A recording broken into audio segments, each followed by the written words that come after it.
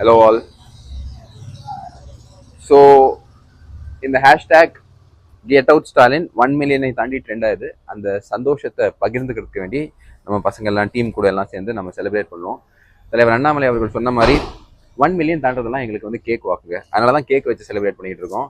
அதனால தேவையில்லாமல் சீண்டாதீங்க. சீண்டாடுறது, நோண்டுறது, சொல்றது அதெல்லாம் வேற எங்கேயாவது வச்சிருக்கீங்க.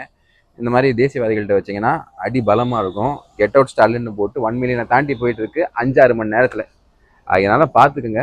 அதுதான் உங்களுக்கு நல்லது. நான் என்ன சொல்றேன்னா, சீக்கிரம் வெளியே போயிருங்க. அதுதான் உங்களுக்கு நல்லது. Get out Stalin.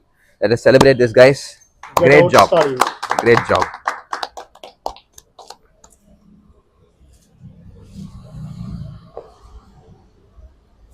இல்லடா எல்லாருக்கும்